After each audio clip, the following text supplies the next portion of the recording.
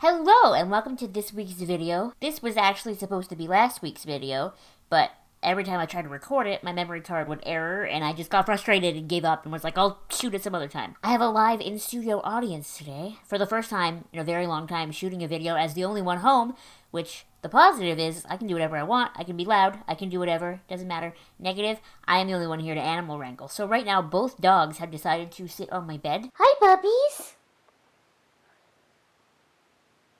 That's Maddie, and that's Zoe.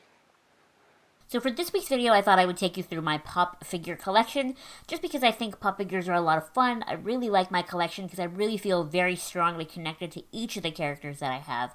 You know, I don't just buy pop figures, I buy pop figures that I care about.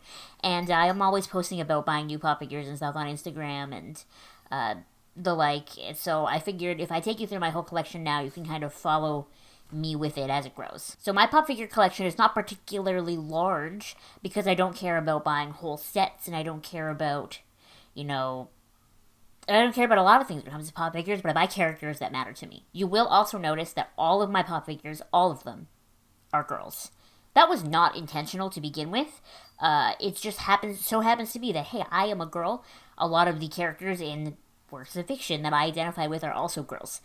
So it just started with lots of girls, and now it's kind of like funny. I have my lady army back there, and I just haven't bought a dude yet. There's lots of dudes that I would love to buy, like Mulder or Tuxedo Mask, or there's so many, and it just hasn't happened. Nothing against dudes, nothing against dude pop figures. I just don't have any, and there's none that I really feel strongly about. So going in alphabetical order, the most recent addition to my pop figure collection is actually Bella Swan from Twilight. Now, I think there's two different versions of Bella's pop figure. There's the one that I have, which is Vampire Bella, and then there's her in her wedding dress. I went for this one just because I liked the aesthetic more. Listen, a lot of people have a lot of very strong negative views and opinions when it comes to Bella Swan, and let me just say, if you want to comfort Bella Swan, you're going to have to get through me. I read the books. I understand that Bella and Edward's relationship and Bella and Jacob's relationship is like really flawed. There's a lot of issues with the writing. There's a lot of issues with just the writing, like fundamentally, in the way it's put together. And I'm not dumb. I know these things, but I love Bella so much, especially Movie Bella. Both for the reason that Movie Bella was what started my absolute love for Kristen Stewart, but also because Movie Bella is different from Book Bella. Movie Bella is so much tougher. I'm specifically thinking of the speech at the end of Eclipse where she goes off, if you will, on Edward and tells him all about how, yes, he's part of the reason she wants to become a vampire, but he's not the only reason. She feels like she belongs in that world rather than her own. She's always felt like out of step, I think is her wording, in the human world, and in the vampire world, even though it's scarier and more dangerous, that's where she feels more comfortable. And it's very subtle because that's her style, but Kristen Stewart does a very good job of playing really awkward Bella when she's with people, and then playing Bella a little more comfortable, joking, a little more out of her shell when she's with vampires. So, the short, I love Bella Swan. If you don't love Bella Swan, that's cool, you do you. I just extremely disagree with your opinion. The next pop figure in my collection is another Bella, but a very different Bella. This one is Bellatrix Lestrange from Harry Potter. She was a Christmas present to me from Sam. Thanks, Sam. You're gonna notice throughout my pop figure collection, I have a lot of villain ladies. I have a lot of evil ladies in my collection because I love them. I just do. Here is the thing with villain ladies. They're often written and performed so well, and they're given such complete characterizations. They get a whole backstory, they get a whole motivation, they get where they're going, whereas a lot of the times with heroes, I feel like writers kind of poop the bed a little bit. I mean, heroes are often just so good and so great, and there's nothing beyond that. They're just a smile with no one home. Whereas villains are given they were good, and then this happened, and it's bad, and it kind of snowballs, and that's why I love villains so much. So Bellatrix Lestrange, I think, is probably the most extreme in my collection, the most extreme baddie, but I do love Bellatrix, and who doesn't love Helena Bonham Carter? I mean, up next is the 90s icon herself, Buffy Summers. Of course I have Buffy Summers. If you've been following my channel for a while, I did sit and watch all the way through Buffy and Angel last year, I believe. Very, very great series. Buffy kind of starts to get not as interesting, like the show, not the character, but the show Buffy starts to get not as interesting about halfway through when they start Angel, and that's when Angel gets really good. But Buffy herself is still great because Buffy understands that she has all of this sacrifice that she has to make, and she's really reluctant to do it a lot of the time, but she always makes the right choice. Even if it's not the easy choice, Buffy will go for it. And it's that, I also love her for that whole sort of very 90s Valley Girl dialogue that she has. She's got some of the best comebacks in the book, and Buffy is just fantastic. Now, I always mispronounce her last name, so I'm not even going to try, so we're just going to call my next pop figure Carol from The Walking Dead. Carol is probably the best character on The Walking Dead. Maybe not so much recently, because as I'm shooting this now, we're in the break in season 7. It's season 7, right? Season 7 or season 6?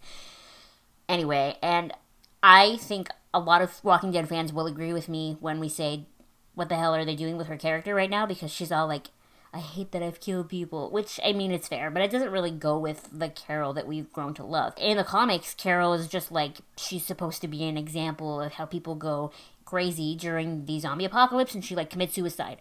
Whereas Carol, they never did that with in the show. She has an abusive husband, and then he dies, and she kind of becomes this phoenix that rises from the ashes, and we see her go from like a timid little mouse in the corner to, she loses her husband and then loses her kid, and then she's, badass Carol, using a bazooka and blowing up Terminus to save the rest of the cast. Like, amazing. Carol is so great. Of course I had to have Carol in my collection, and she was very, very hard to find, and that made me want her even more. Next up is my favorite Game of Thrones character, Cersei Lannister.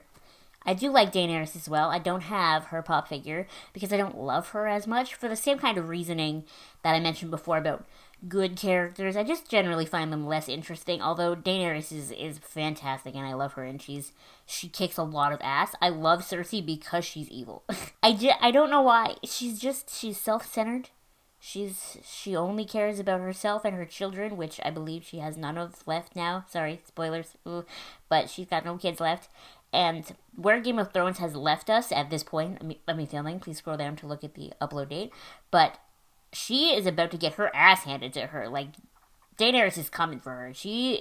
I would not be surprised if Cersei dies in the show soon.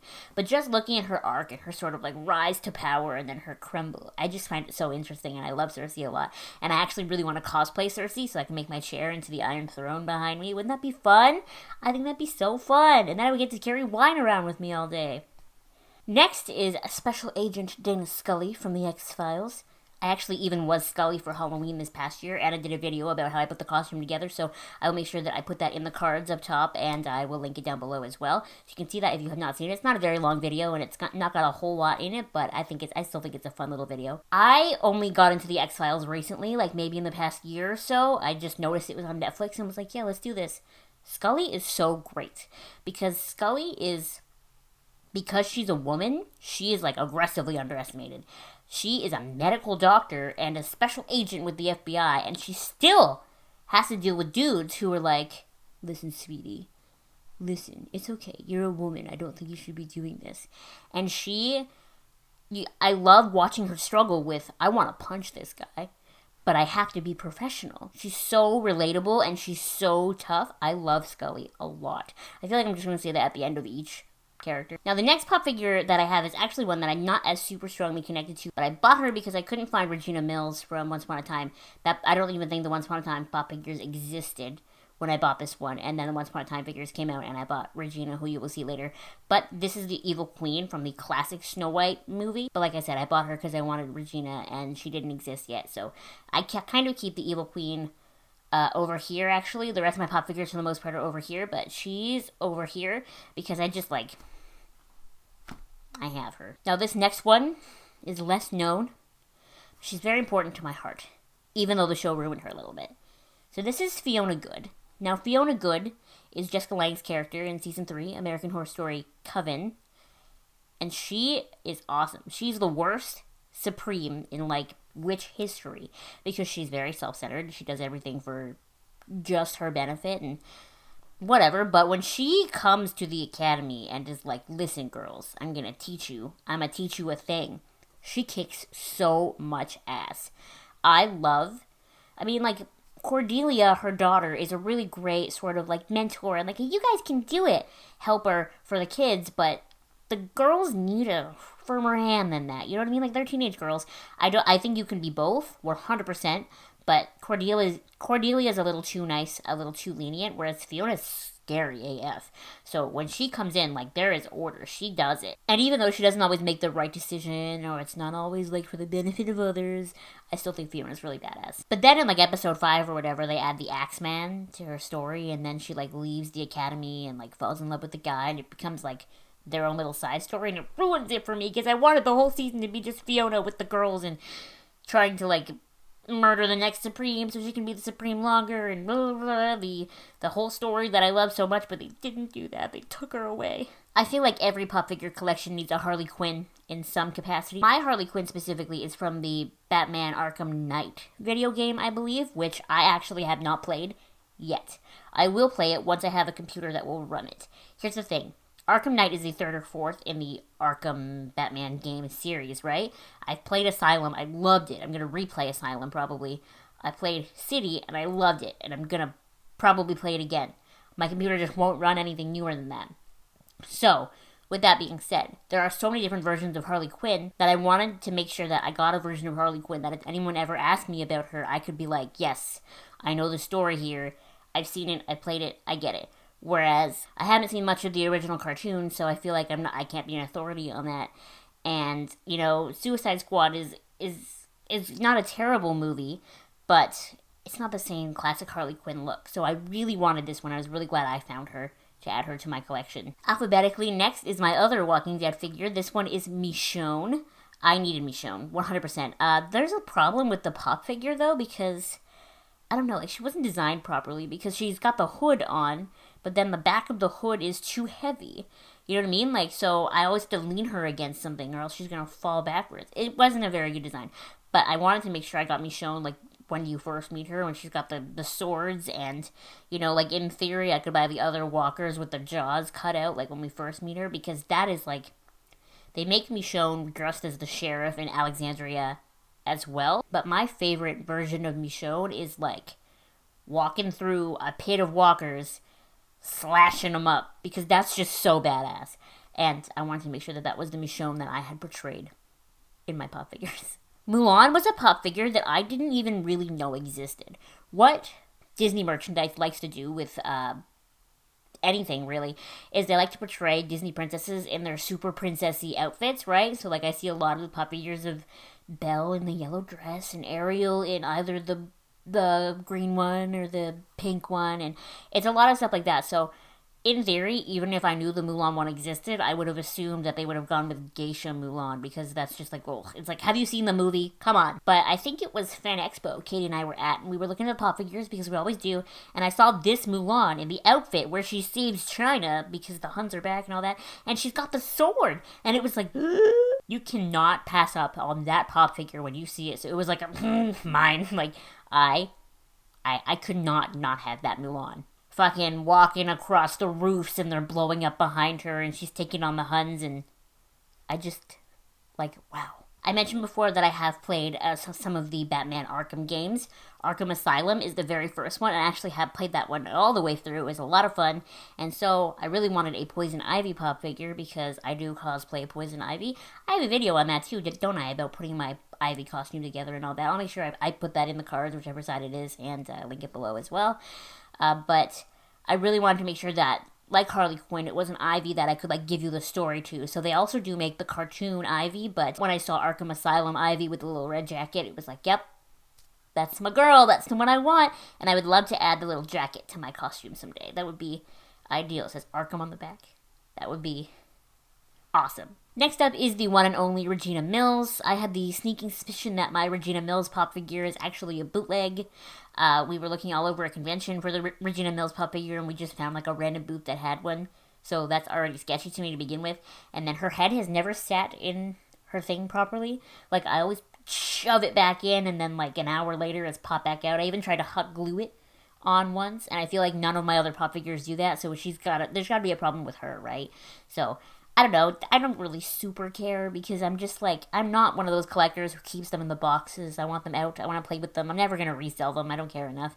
So I don't care that she's probably a bootleg. I just love that I have her because Regina Mills as Regina or as the Evil Queen is such a really great, like, tormented character, if you will. She's got this really intense dark side to her that she's constantly fighting with. She always has the urge to do the wrong thing, to do the bad thing, and she's constantly fighting with herself to be better. I think that's very, very inspiring for anyone who's ever struggled with anything, you know? You always have this, like, monster in you that wants you to do the wrong thing, and Regina Mills is fighting the Evil Queen within her to be better for herself, for her son, for the town. I, like, really connect with Regina as a character. She's got the right kind of sass, the right kind of bitchiness, but she means well. I just really connect with Regina. Of course, I have Sailor Mars in my collection. A lot of people are surprised I don't have, like, all of them, but like I said before, I don't really like to collect whole sets. I just wanted one, so I just have Sailor Mars, but I actually do have 2 versions of her by accident. I bought her at a convention, forgetting that I ordered her from Amazon.